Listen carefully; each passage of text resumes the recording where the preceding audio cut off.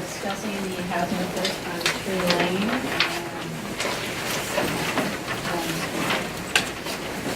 Robert Kaiser. No, I'm sure everybody can hear me from back there. Okay. All right. Go ahead from there. Thank you. I don't know what's before you, because when I saw the agenda, I just saw the address.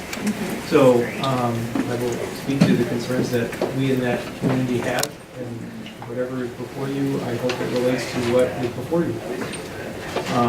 My wife, Aviva, who's here with me, and I have been to 3 meetings about this, and we'll continue to show up at every meeting. And so far, Mr. Gerard Campbell of Heartland Housing, who's facing a parent resume I'm looking at in the Heartland Alliance website on my computer. I've never seen him in a meeting. He says he's been working for Wisconsin Property Management for half a decade.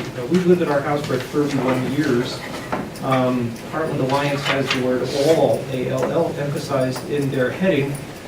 All apparently didn't include consideration of the neighborhood when this was structured, and if the structure didn't include safety considerations for the children in the neighborhood, in the condos, and in the apartment buildings, and for all the people who work in the strip malls adjacent to this property. That's concerning. He writes in his business here that the roof over your head provides more than just shelter. It provides opportunity, safety, and a better outlook on life. Well, it can't provide safety if there is no safety in the building. Our ability to be safe in our home, the value of our home, and the value of our neighborhood has diminished geometrically over the last 4 months. We are concerned, and we are hoping that something before a committee which is involved in public safety will help and do something to keep us safe, and hopefully also the women and children in this building, because if they are, as people in his article here, are fleeing domestic violence, they should be able to be kept safe from the people who are threatening them. And none of that can happen if there aren't people responsible for safety, whether it's law enforcement or private security, I don't care. But right now, our neighborhood is being terrorized, and we want something done about it. Anyone have questions of the speaker? Yeah, could I ask what some of your experiences have been? Oh, walking into Walgreens and watching 5 young people decide they're all going to rip stuff off from the counter and run out the door, and 4 people from Walgreens, who I've been dealing with for however long Walgreens has been there, which has been since we moved there, had no idea what to do. I was on my way to a court appearance, and I got a call from my wife, who was having a squad car parked in front of her driveway, who was watching for apparently a suspect in some sort of violent crime. And police were all over our neighborhood and flying drones over the property, and it went on for hours. And this is a neighborhood where, as far as I know, in the prior 18 months, we probably had 6 police calls. Now we've had 250 in the last 4 months. As far as we can tell, nothing's being done except a bunch of meetings at which Mr. Gerard Campbell apparently continues to fail to appear. So if there's somebody here who can help us get to him and get him to understand that the only people he's responsible for are not just the people in the building, but the people in the surrounding area, the businesses which we do not want to lose. We lived there when there was no businesses, and now there are businesses we can walk to. When we don't feel safe, no one in our 175 houses in the Oak Ridge neighborhood feels safe walking to the Walgreens, which is one of the reasons to live in the neighborhood in the first place. And I can tell you that there is no fences, there are no gates, in spite of what got said on the president's speech last night. We don't have fences, we don't have gates, we don't have walls. We live in a really nice, quiet neighborhood, which now has services that we can walk to, which we are now afraid to walk to. And we're not the only ones who feel this way. We talk to our neighbors. We're just the only ones who seem to be able to keep track of when these meetings happen. And we're going to keep showing up and asking people to please keep, as he says in Heartland Alliance, all of us in mind. Any other questions of the speaker? Yes, I would just like to say thank you for coming. We appreciate it, Michelle. We appreciate willingness to learn. We love it.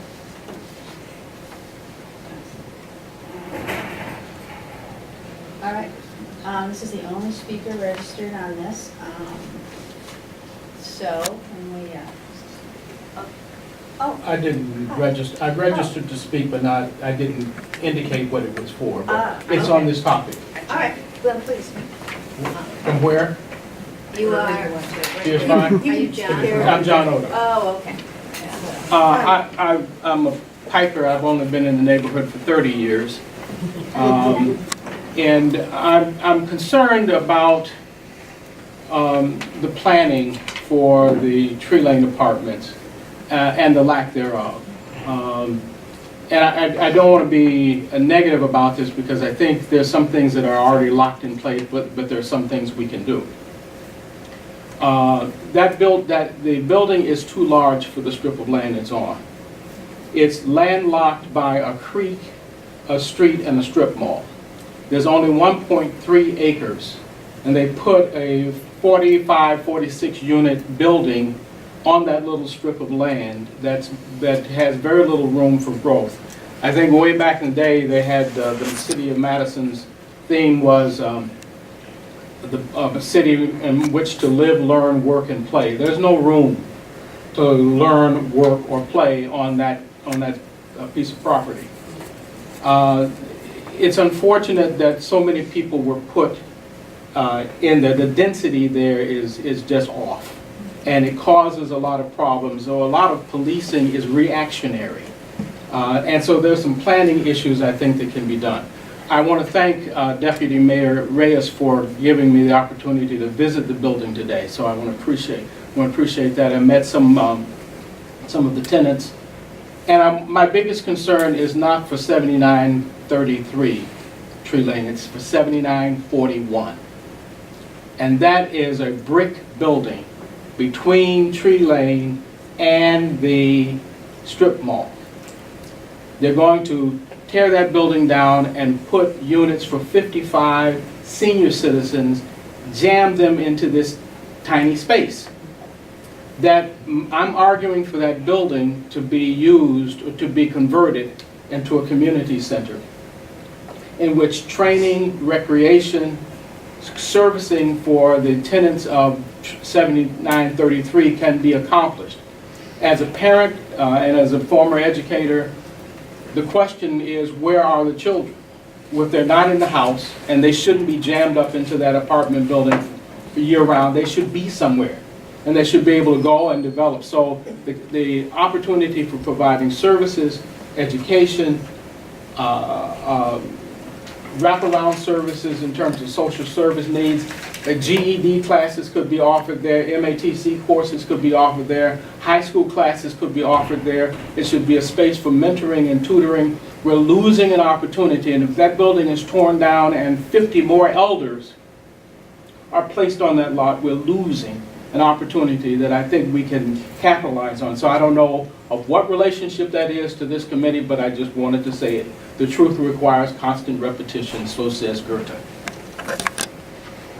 Could you say the name, the address again? 7941. Thank you. It's an office building right behind the mall and in front of the new Tree Lane Apartments, and it is scheduled by the city to be raised and to have elder units put in there. Without development, I don't know what we're doing. We're just, that puts 200 people into that little strip of land. Yeah, does anyone object to this woman to speak? So I'm Aviva Kaiser. Could you please fill out a form? Oh, sure. And not right now, Yeah, immediately. but at some point. So I just want to thank you for saying that. At the last meeting, one of the issues came up with the eviction, and could we take those units and have those units devoted to activity space, learning space, and the gentleman that was there, Jim O'Keefe. right, said there's no way they could do that because Heartland wouldn't make money. They needed that income for those. So even something simple like taking some of those units to provide more space. And my understanding, there's 100 children in that building. 100 kids. Yes. I just want to thank John for coming, and I think you speak some very important truths of what happened, and it's after the fact we're realizing what really is going on, and you're pointing to some of it, the mayor's office and Jim O'Keefe.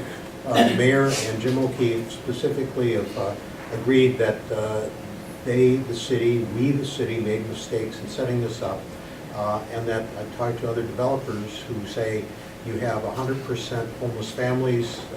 That is not a number that should be there, that shouldn't be that concentration, shouldn't be that density. It's creating a situation of isolation. And I think that you've talked about that, so we're not talking about, well, I'm accepting this is the hand that we're dealt right now, and we have to do something, so that's why we're here. Secondly, that brick building, which used to be John Flatt's office, and as part of the deal it's kind of an interesting deal. The city had to buy the development rights, access rights from John Flatt and the mall. He sold the mall and his building to a developer, and the developer didn't want the Flatt building, so they sold it to the city. So the city owned the building and got the development rights and decided to put a second Housing First project there. So that's a decision that was made. WIDA, correct me if I'm wrong, staff, that the WIDA tax credits were awarded so that Common Bond, not Heartland, has a contract to be able to build a affordable housing project there for seniors. Totally different. So that's the hand we're dealt. So, you know, we're talking about what do we do now. Everything you say, I believe, is true. I know the Kaisers, and I know that you know that they speak of what's happening there. I get at least a dozen emails a day, sometimes phone calls, and other contacts. I've been in close contact with the malls, and I've talked to the mall manager. I've talked to them both today. I haven't gotten a hold of John Flatt yet. He's just back from Florida. But I talked to the manager at Walgreens, and quite frankly, they don't know how to handle this. They haven't known how to handle this because in 18 years, I can count on the fingers of one hand how many calls I got for problems over in that neighborhood. Now, Captain Patton, how many calls for service were there in December? I thought I heard 77 calls for service in the month of December. In the month of December, that's Sorry, more than 2 a day. 77. 77 That in would 1 month. include proactive Yeah. efforts on the part of officers and meetings if they put themselves out on a case. So when you say proactive efforts on the part of officers, so officers, correct me if I'm wrong, officers know that there are and have been a series of problems, so they go to monitor what's going on, and then that would be recorded as one of those 77? Correct, it could be, yes. Yeah. Thank you. I just wanted to understand. Yeah, I think the 77 this records. data has that sort of parcel number, if I'm not mistaken, that Okay. Captain So- Nelson's going to present. So do you have a number of how many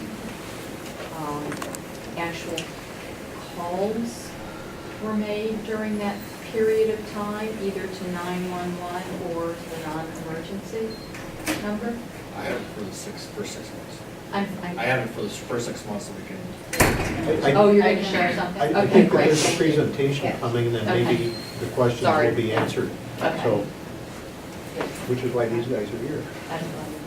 All right. Any other questions of the speakers, or can we have the captains present? Yes? I just Oh, want- Sure. go I ahead. want to just make sure that it's said that I am not, I've been low income and I'm now an elder. So I'm not against low income housing or housing for seniors. It's the density on this lot and the need to have room, flexibility, and empowerment to help develop the individuals, especially the children who are there. Captains? So this is Captain Patton, and this is, I'm Corey Nelson. So I'm sorry? Corey Nelson. thank you. So I was the captain of West District last year, but at first of the year, Tim took over. So I have the previous stuff, he has the new stuff, if you're interested. Yeah. Alright. So I wasn't sure what exactly you wanted, so we kind of used the same presentation we used in the middle of December, so my information is from opening, which was the first part of July, through December 17th. So these are all reactive calls for service. There's been 156 reactive calls for service. That does not include the proactive calls we go on, such as when officer does foot patrols there, when they go and to meetings, that kind of thing. They're expected to document their time. That's only document their time as they take a case number. So these 156 do not count that. This is just strictly people calling us to the building. So if you add in the proactive stuff, it's probably another approximately 150, so around 300, give or take, calls for services. There's been 28, again, this is through December, 28 people cited, arrested, or probable cause developed for a crime on the property. Again, it doesn't include any proactive activity.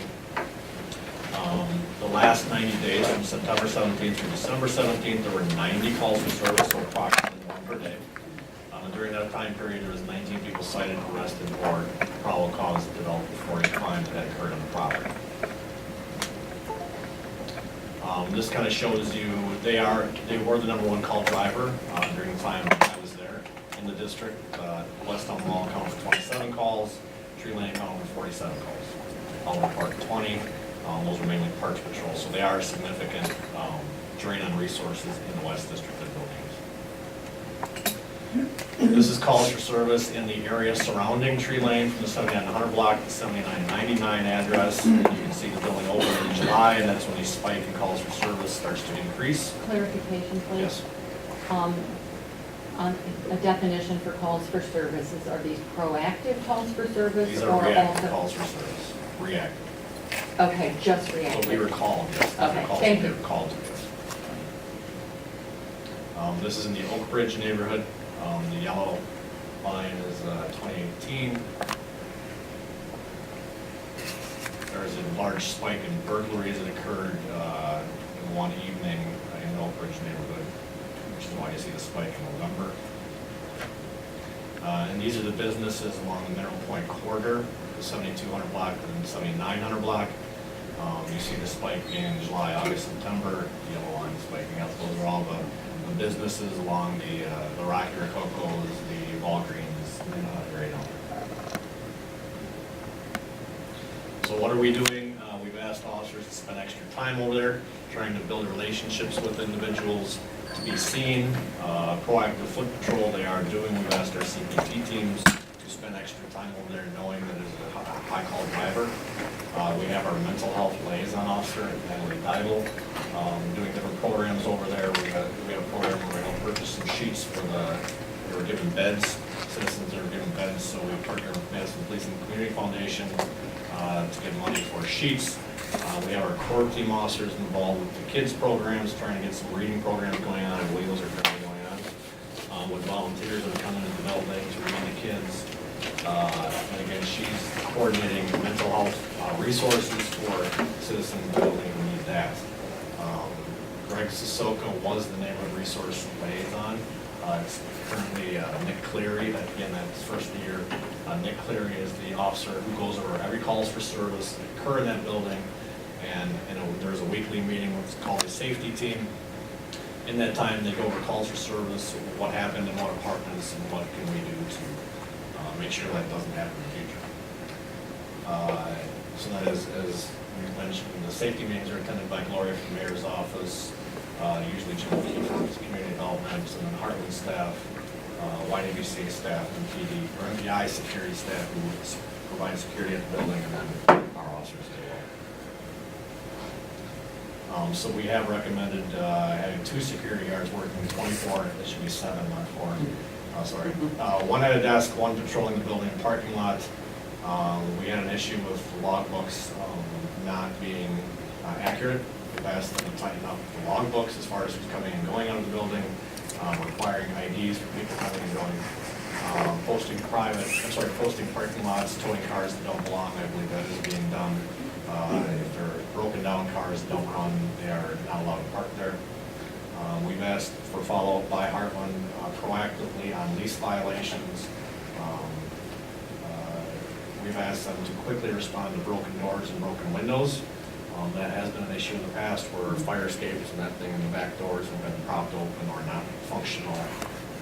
Doors, security doors in the building are commonly propped open with gum wrappers and that kind of thing, so there's a lot of free-flowing activity throughout the building. Heartland has given us access to their internal camera system, and then we're encouraging building community relationships with the residents, with the business owners in the area. We've asked it several times of the Heartland to have meetings and to learn how we can all be good neighbors and work together. And then this is including proactive efforts through the 3rd of January. So we've been there 319 times, and again, that includes the walkthroughs by our officers and meetings and that kind of thing, and then the reactive calls as well. Let me ask a question. Can you go back one slide?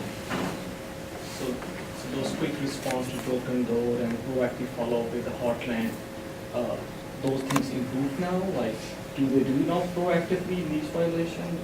The hotline? I don't know if they're proactively following police violations. Maybe Gloria can comment. Yeah, they are. We have a process now where I think what was happening was that there was a lot of leeway at the beginning. But now when there is a lease violation, they are following up. And so that has been helpful. I mean, we've had 7, not total evictions yet, but we have 2 who have their eviction hearings on Friday, and we have 3 who have been evicted for lease violations. And from my understanding, these are the families who had a lot of issues. So we have developed a system where they are following up quickly, and they're working with the security company, MPI and MPD, to ensure that there's follow-up. Thank you. On the parking cars, I came home last night, there were 7 cars parked between that building and the driveway to the apartments on the left side. I mean, I don't know why there has to be parking on Tree Lane going northbound. I strongly suggest that that's where the cars are going, that you think are not parking in the parking lot of the building because they're not supposed to be there. So I'm asking for no parking signs there. There's a bicycle lane there that those cars block. Everybody in Madison rides a bicycle except me. You can tell by looking at me, it's not my thing. But the bottom line is that that's an easy fix for them and an obstruction for me just trying to get home. And for my friends who come on that bicycle path that goes to Target and then goes all the way to the next street. It's I have a question. Are you tracking the evictions and where they're going after? Can you do that?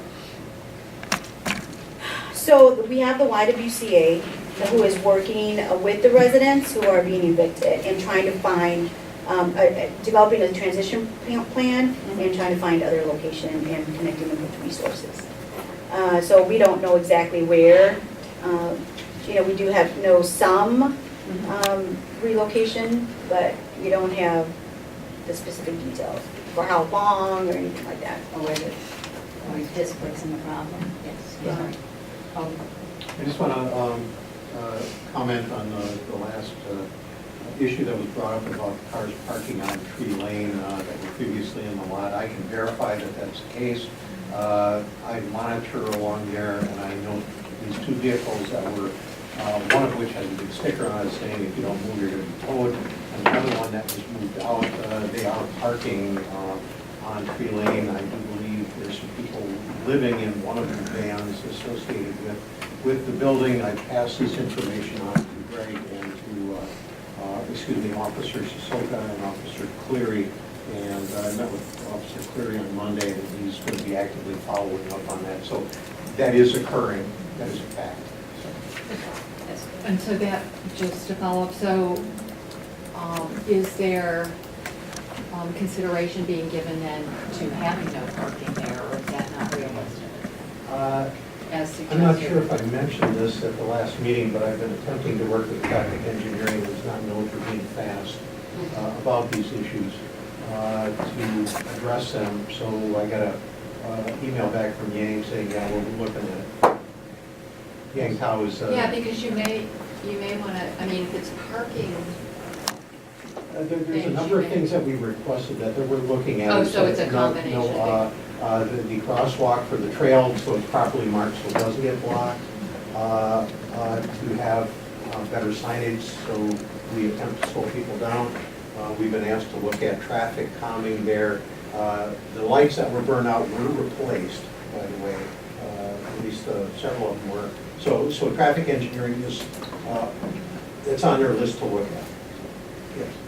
I'm wondering if it would be helpful to have something from this committee to traffic engineering, just to ask for I their love that. response, because that we're very concerned about this, and I'd like to know what their take on the recommendation, something.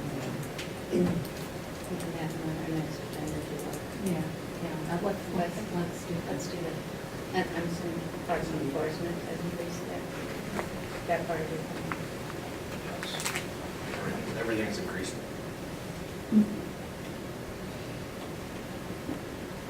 Okay, That's all I have. that's all, that's all. I just have one more question. Yes. I never been to that location, so I'm a little hard time to understand the design in my brain. So this building, does that building have like some area like where people can get together, or some kind of like a veggie lawn? Some affordable housing built on a design of where people can have their own produce, like garden where they can do stuff, or this building is just cement and concrete? It has two small play areas, approximately half the size of this room, give or take, on either side of the building with a small play structure. And then there's this community room approximately the size of this room. It's actually dangerous. There's a cliff that goes down to a creek from the back of the building that they had to build up to make a wall to hold the building up and hope that it doesn't fall down.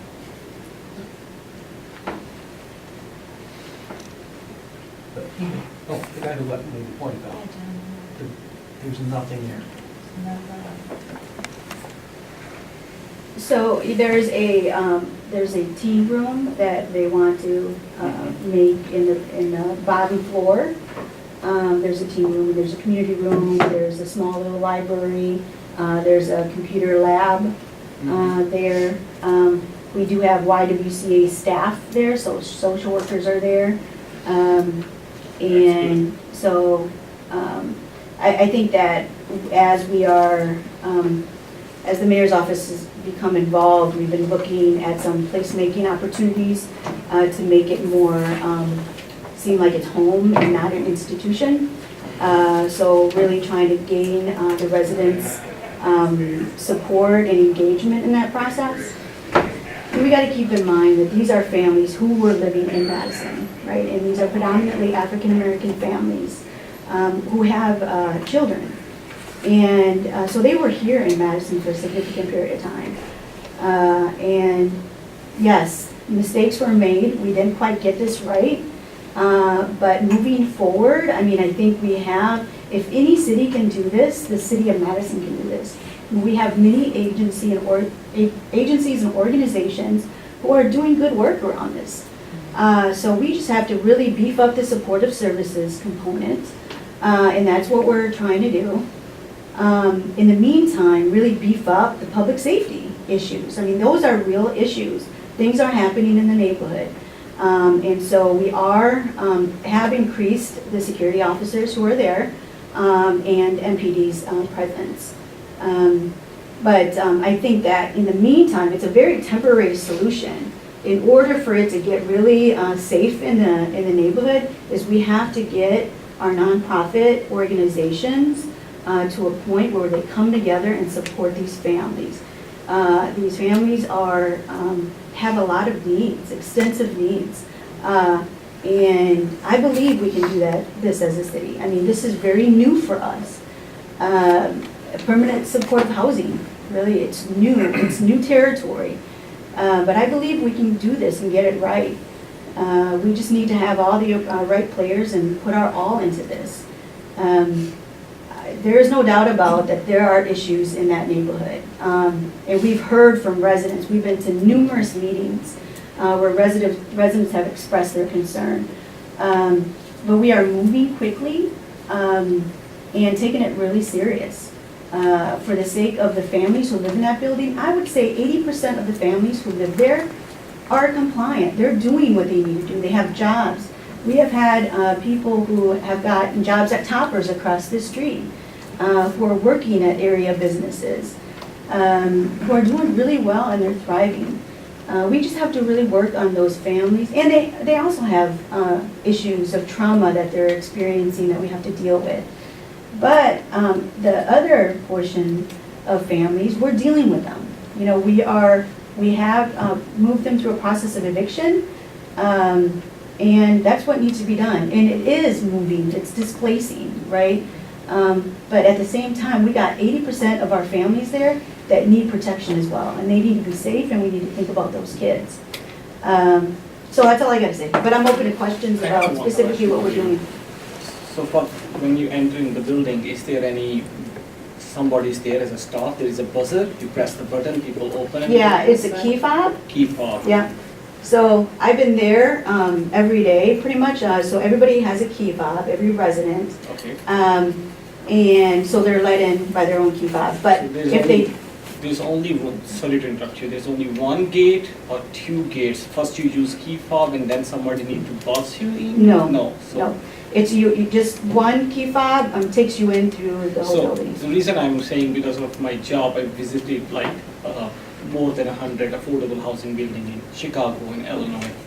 And some of the building have a design, so you have a key fob, you touch the first door, you open, and then there is a window and another wall, and from that window the staff press the button and then it opens. Mhm.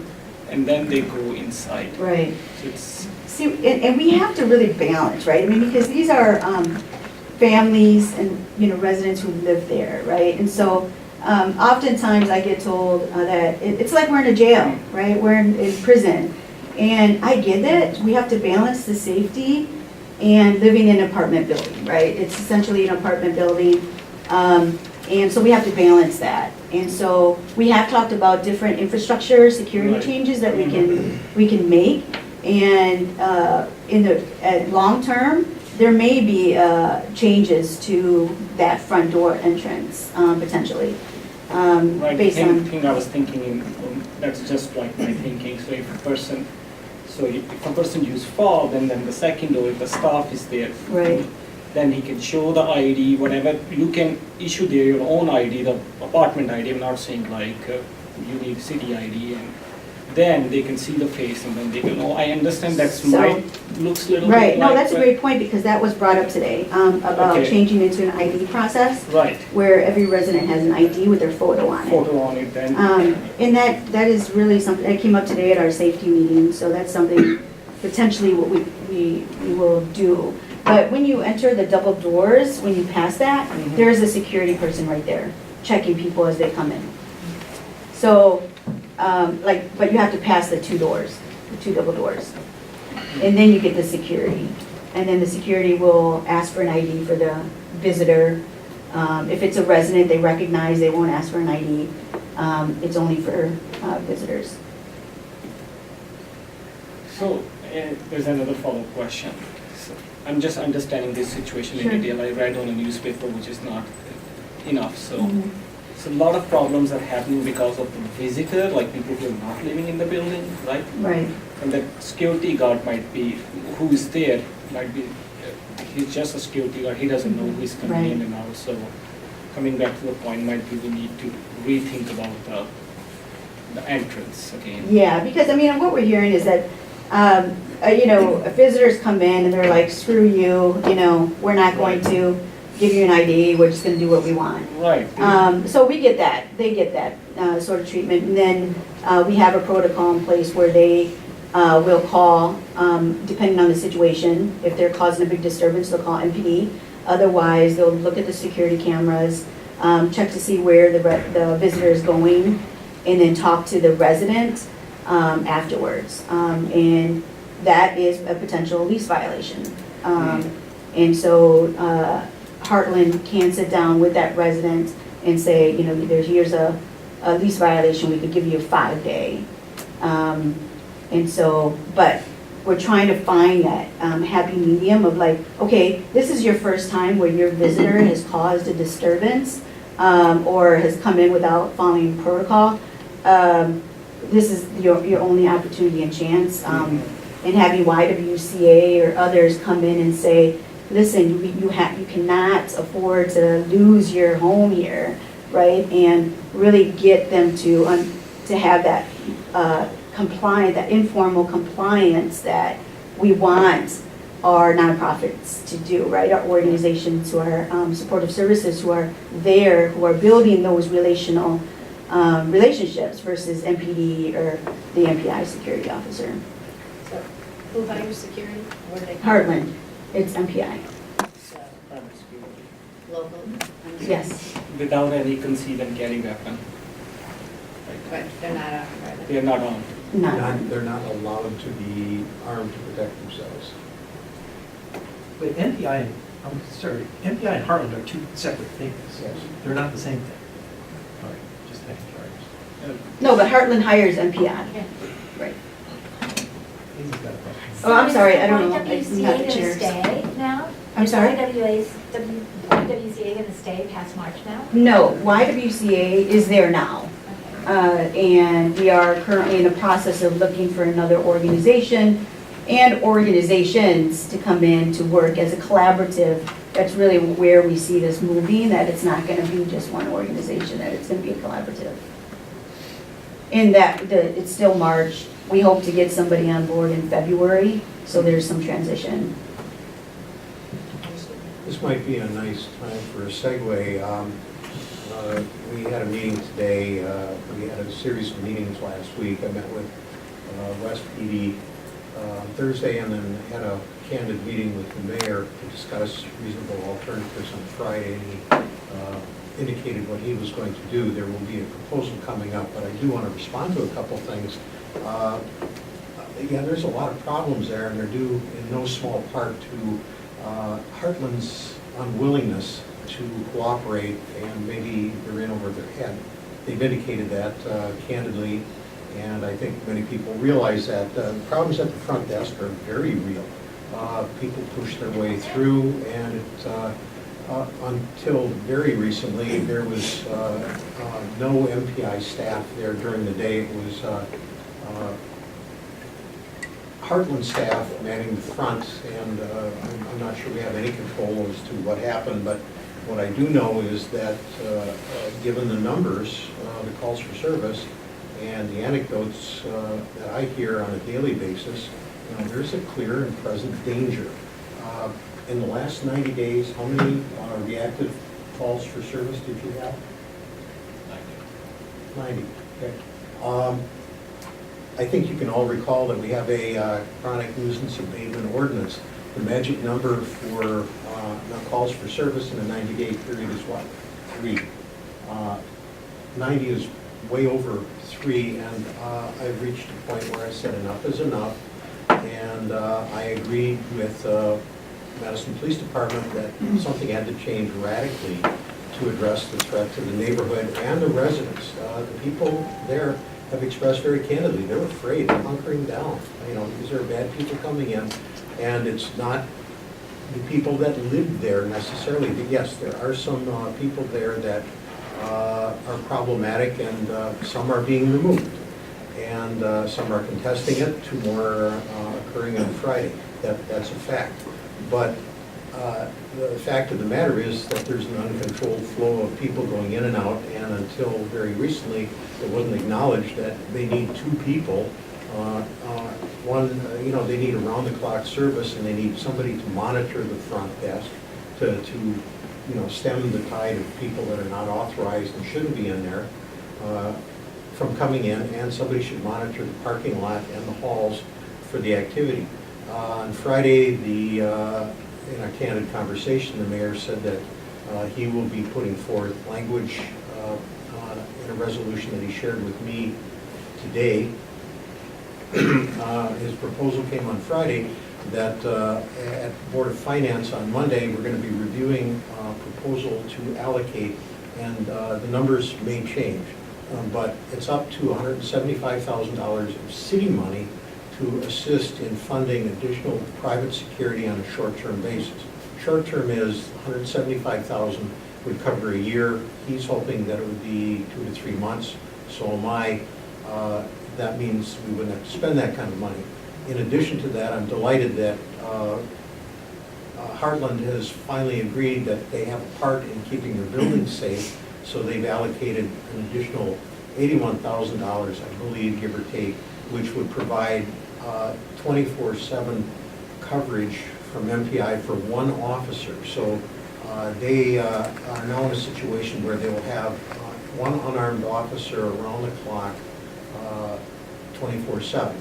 The additional city money would go toward providing a second officer for, from 5 o'clock at night till 8 in the morning to assist. It's important to have backup. So that person will be there during the week, overnight.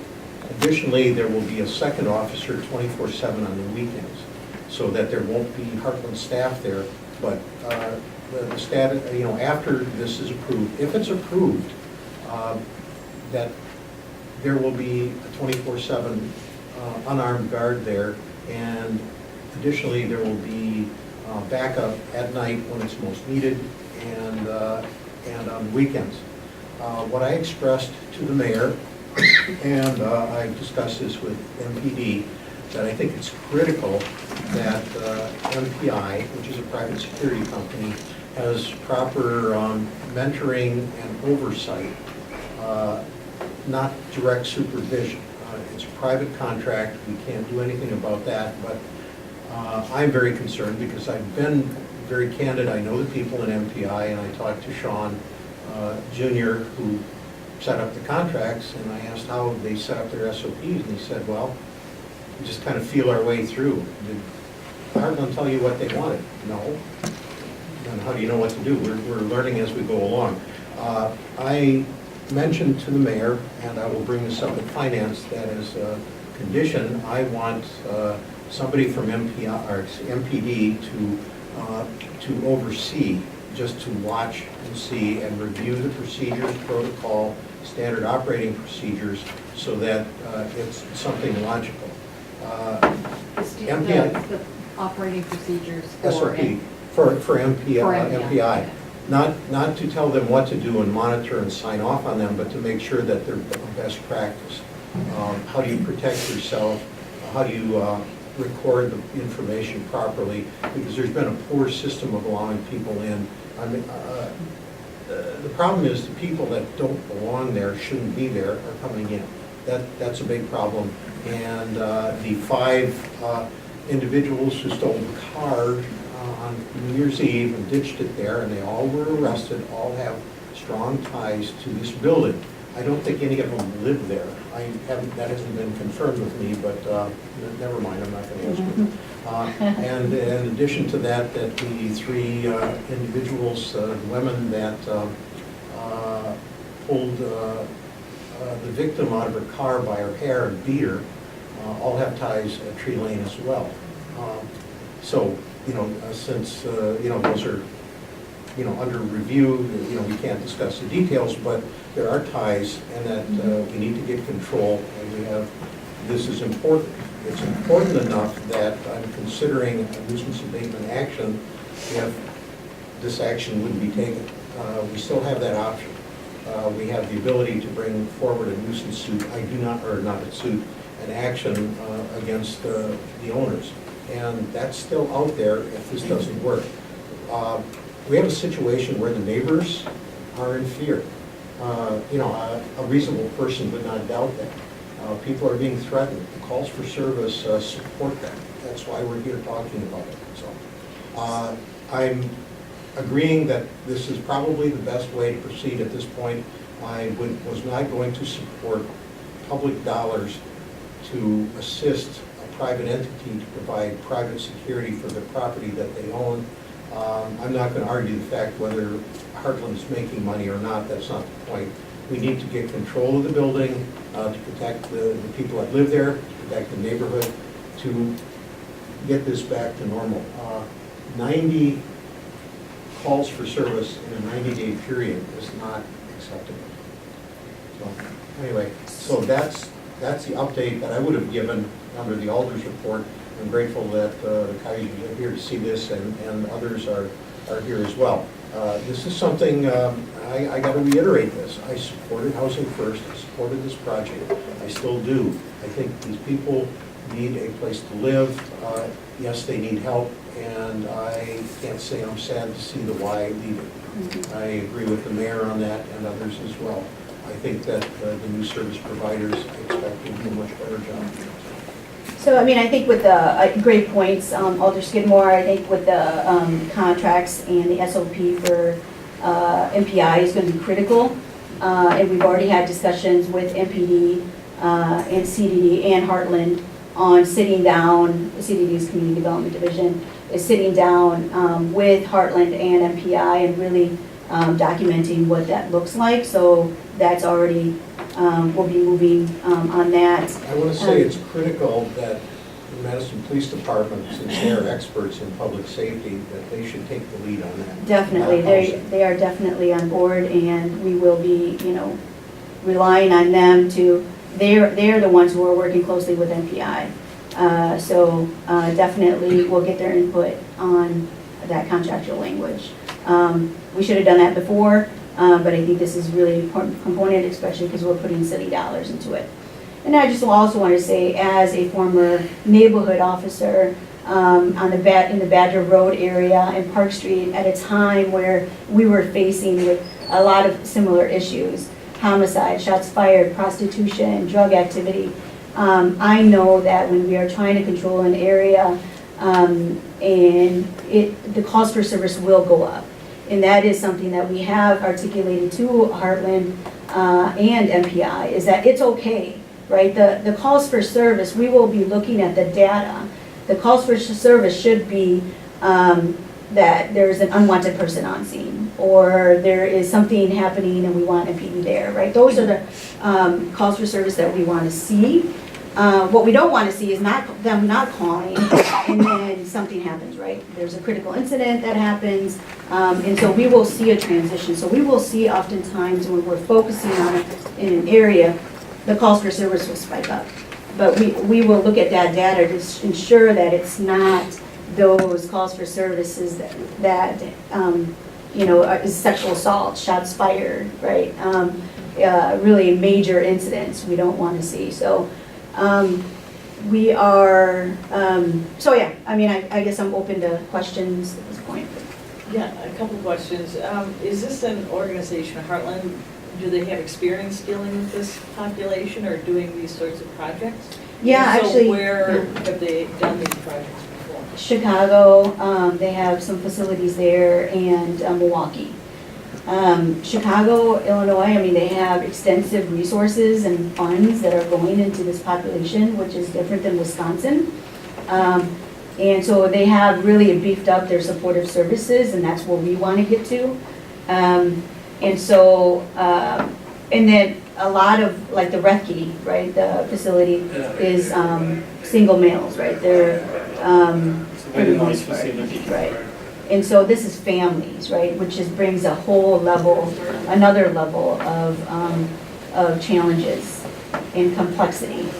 So because there's more money, excuse me, from Chicago, they are running into fewer difficulties? Or have you been in touch with the other project areas to see whether? They don't even have security staff, from my understanding, at the other Heartland facilities.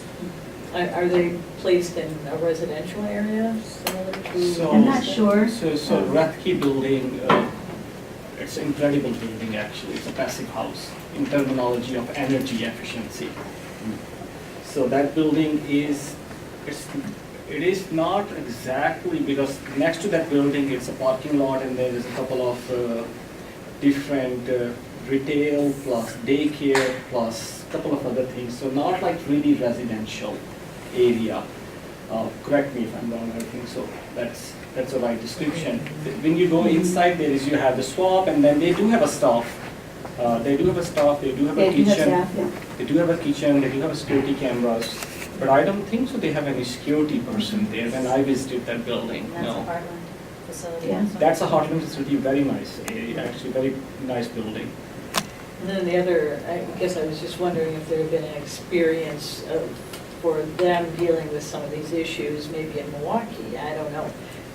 If that's been looked into. And then the second area I wanted you to touch on is what, I guess Mr. Odom's concern, I mean, first of all, we have concerns about the bleed over into the neighborhood of all of these issues, which is something that obviously needs to be dealt with.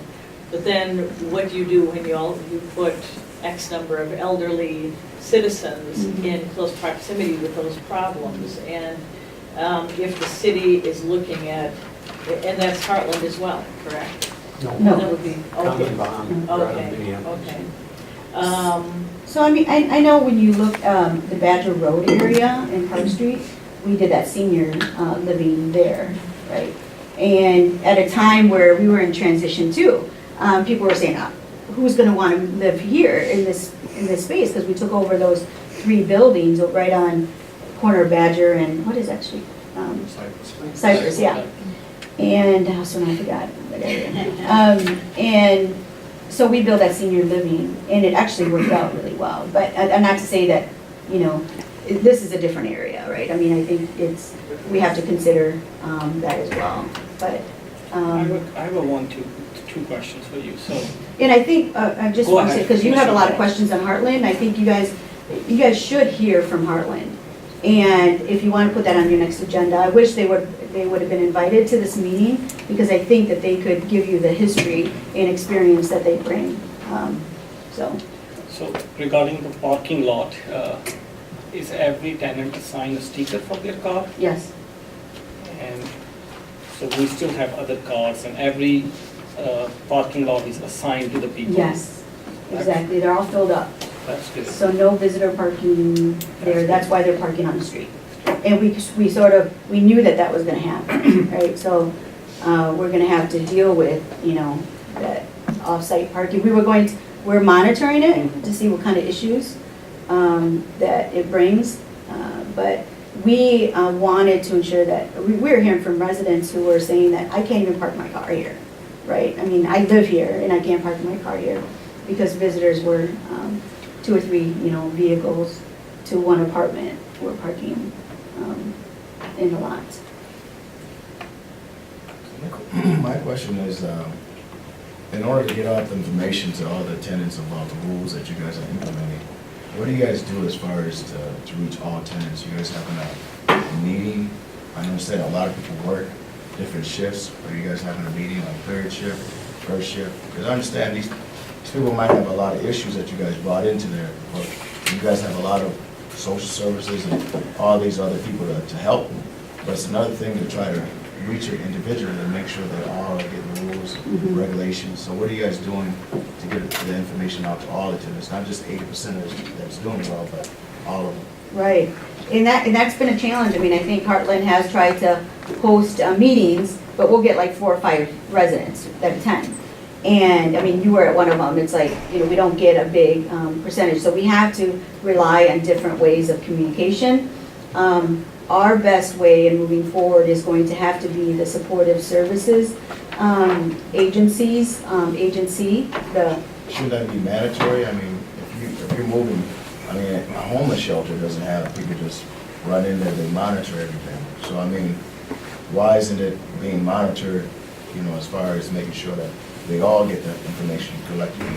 Yeah, there's, so they have posted things on their door. They have like cork things right next to their door that property management will post on there for the information if they don't show up.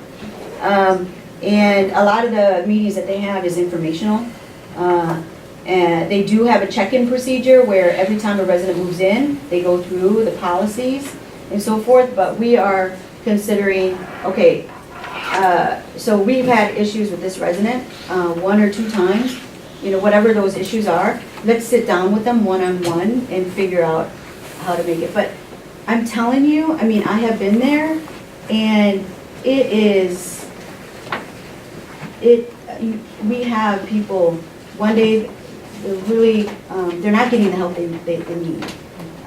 One day they'll be very happy and fine and they're cooperative, but the next day it's totally different, right?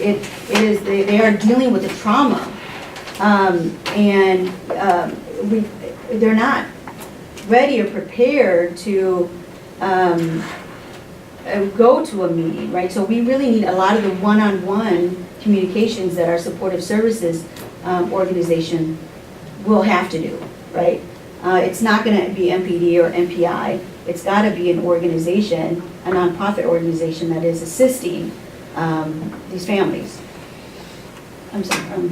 Yeah, and on that note, Housing First model is a very, it's proven itself to be a very good model throughout this country. But the foundation of it is, these people get support services from the day they walk in. And unfortunately, in both of these Heartland projects in the city, those support services have not been available. Mhm. They've had more at Tree Lane through YWCA, Right. and at Ruffey, they've had none other than the vets. Mhm. And that's a huge missing piece. And with those support services, I don't think we begin to have Yeah. a lot of the issues that we're having. But those support services haven't been there, Mhm. and they need to be. Right. I mean, I'm surprised. I mean, really, my first week there, I was just like, where are all the homeless organizations, right, who are advocating and who, I saw no one. And it's very frustrating to be there when we have organizations who get funded, who are doing good work, but how do we get them to come together and collaborate and support these families? That's a missing gap, and we're working on trying to figure out what that looks like. I mean, we as a city should be able to do this. I mean, if not, if we can't help support 30 of these families who are living there as a city, with all the funds that the county gives and the city gives, I mean, something's wrong. And so we really need to get to the root cause of that. We can't police ourselves out of this problem. It's got to be a supportive services response, and that is a short term. We need it right now, but in the long term, we need to beef up the supportive services and support these families. Our schools, Muir Elementary School got 30 students who have traumatic issues all at once, right? No forewarning, no planning on how this was going to impact the teachers and other students in the school. So we are at a point where we're managing the issue, and we're at a point where we can problem solve and bring in our partners to help support, and that's our plan. Okay, hindsight is very good vision, it's 2020, and I got to follow up on what you're saying. This is a both-and solution. We have what hopefully is a short-term problem of behavior which we have to address to get control of the chaos that's out there. That's not the root of the problem. The root of the problem is, like you say, support services for the people that live there, and that once it's safe to be there, getting those support services is going to help to stabilize the people that live there. So it's both and. It's not right. You can't police your way out of it, Mm-hmm. and you can't just have social services to deal with the people that are bringing guns in. I mean, it's That's both very and. true. Yeah. It's both and. So Yeah. that's why I think it's important to do what we're doing, but not lose sight of the fact that Housing First is a good program. Mhm. Both and. One of the issues with the funding is that when Heartland set up their model, they were counting on the CCS program and Medicare. CCS is a county-funded program, but it's voluntary, and it takes 3 months for you to be able to sign up. So in order to get those services, one, you have to volunteer, and you have to meet all their criteria and jump through all their hoops and do all their things in order to get these services. And it's voluntary, so you don't have to do it. And they were counting on that model to fund their services. Also, that model doesn't work the same way in Wisconsin as it works in Illinois, and a lot of the services they're not eligible to provide those services. So their funding model that they had when they came into Wisconsin isn't really working. And us as a community didn't fund the services that need to go with it. So at Rethke, there were supposed to be 6 staff people, and there's just not 6 staff people there. And so they're doing the best that they can with the funding that they have, but their funding model was all off. And the nonprofits, there may be tons of nonprofits out there doing all kinds of work, but we have 800 people on our list that need housing. And we're drowning. We're drowning in the number of people who need our help. We can't serve the number of people that are out there, and then we're being asked to do more. But this is an opportunity to get it right. It is an opportunity to get it right. It's just, We have 40 families, over 40 families here. This is the opportunity to get it right and make sure that we provide the support services for in the future, we have a platform and a strategy of how to grow housing first models in the city. So whose responsibility is it to get the services there to families? Anyone's? Well, I mean, I think right now, the city's taking the lead, and we're gonna be asking, that's another thing I wanted to mention, is that this security resolution is coming through, but there's gonna be another resolution coming through for asking for more funds to support, for supportive services. So, I'm not sure the amount, I don't remember. I was told to be determined later. Yeah. Jim said it's coming, and I think that's a good idea. I want to follow up. First off, Brenda, I actually heard anecdotally from some people, I forget who it was, about what you were describing, that what they thought was going to happen in Wisconsin is not happening, so they were kind of in the lurch. The other thing I want to mention is, you know, I'm getting a lot of contacts from people that are frightened for their safety for good reason. I'm also getting lots and lots of emails still supporting Housing First and wanting to volunteer, wanting to know how do we coordinate this. People that bring in food, there's a couple women that live, or girls, I forget, they're young women that live in the direct neighborhood that come over and read for the kids. So there's an interest and a commitment there. It's not like they want this to end, they want it to work, but we have problems to solve, and then we have to get the model right. We have to get this right if it's going to continue. I mean, with the resident, with meetings, they have been very sort of, hey, we want something done now. But we have residents who are like, we want this to succeed, we want to help out, how can we help? We want to help these families who are really wanting to get involved in it and engaged. So it's been sort of like, we need safety in our neighborhood, but we want to help out and we want to make this right, so. So who's coordinating the people who want to read, or people who want to bring food? Is there like a central So point? YWCA has a volunteer coordinator, and we are getting them up to speed on like making those connections with the neighborhood association and neighborhoods.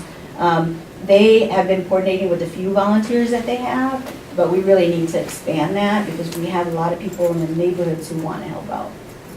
So if, say, I wanted to go and read to children, do I show up at the building? No, or do yeah, I- there is a is process, there- yeah. And how are you publicizing that process? We will be sending out an initial email to all the residents here soon, probably by the end of this week, providing information about Housing First, about what's been happening, what we've been doing, where we're moving, you know, we're going to be talking about the resolutions that are coming forward, and then also how to volunteer and what that process So is. the rest of the city would know? Oh, I'm sorry, you don't, yeah, just, we're going to put it out to the neighborhood associations first. We are working on a website. We have our IT department working on the website now, and that's going to be I think that's obviously citywide, and we'll put that out there, maybe all city emails and other ways, but it will be a website on Housing First and what's happening. Is the Y volunteer coordinator one of the two that's in the building, or is that No, somebody? Okay. yeah, it's somebody else. And they're committed to maintaining that Yes. until- volunteer coordinator role until they leave? Yeah. And do you have a West District newsletter that kind of has some Water, yeah. Yeah, so that could be a way to advertise to the East West Side community. These are things we can help with. Yeah. So I do recommend you bringing in Heartland, maybe in one of your future meetings, so you can actually hear from them. Yeah, and I'll be happy to come back if you need.